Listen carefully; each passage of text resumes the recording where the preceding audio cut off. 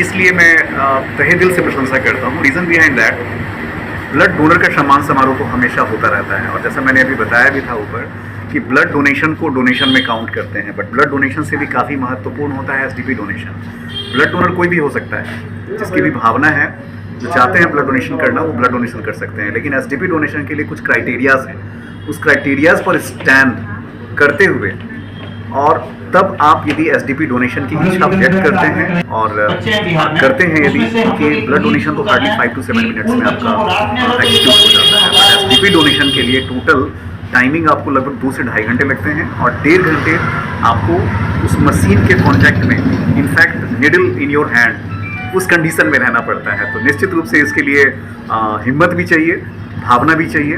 तो SDP donation काफ़ी महत्वपूर्ण है, और एसडीपी डोनर्स का ही सम्मान समारोह मुकेश जी, मनीष जी और ये कंप्लीट माँ ब्लड बैंक के द्वारा ऑर्गेनाइज़ किया गया था। तो मैं निश्चित रूप से इसकी प्रशंसा करता हूँ और साधुवाद देता हूँ। इसके साथ ही मैं आप लोगों के न्यूज़ चैनल के माध्यम से यह निवेदन करूंगा कि आज की जो युवा पीढ़ी है, डिफरेंट टाइप के जो एडिक्शंस हैं उनसे अपने आप को मुक्त रखें, अपनी फिटनेस पर ध्यान दें, फिजिकल और मेंटल फिटनेस पर, और रेगुलरली आप ब्लड डोनेट करते रहें, एसडीपी डोनेट करते रहें। ये क्योंकि ब्लड एक ऐसा फैक्टर है जिसकी कमी कहीं किसी फैक्ट्री से, किसी इंडस्ट्री से पूरी नहीं होने वाली है। ये जब भी होगी, हमारे आपके द्वारा दिए गए ब्लड के डोनेशन से ही कमी होगी। और यदि आप 1 यूनिट ब्लड डोनेट करते हैं तो ये 3 लोगों के लिए फ़ायदेमंद होता है, और निश्चित रूप से इसका फ़ायदा व्यक्तिगत रूप से ब्लड डोनर को भी होता है।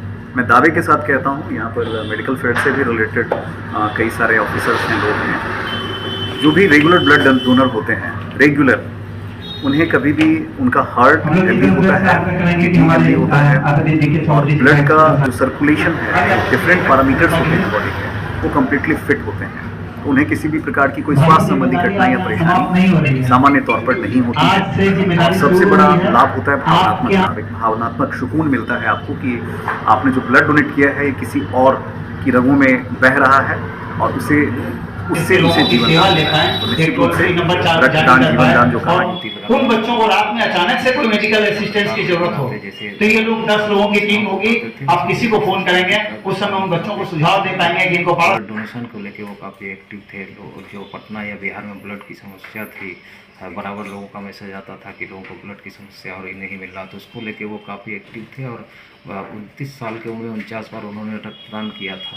तो इससे समझ सकते हैं वो रक्तदान को लेकर कितने सजग थे, और इसीलिए आज उनकी 5वीं पुण्यतिथि है। तो 5वीं पुण्यतिथि पर पटना के माँ ब्लड सेंटर में, जो माँ वैष्णो देवी सेवा समिति के अधीन है, माँ ब्लड सेंटर में रक्तदान शिविर का आयोजन किया गया है।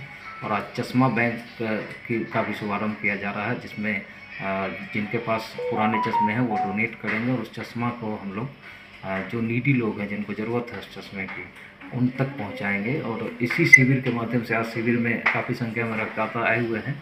हर साल इस शिविर का आयोजन किया जाता रहा है। पहली बार कल राजधानी आयोजन किया गया है। पटना में तो हर साल किया था, 5 साल।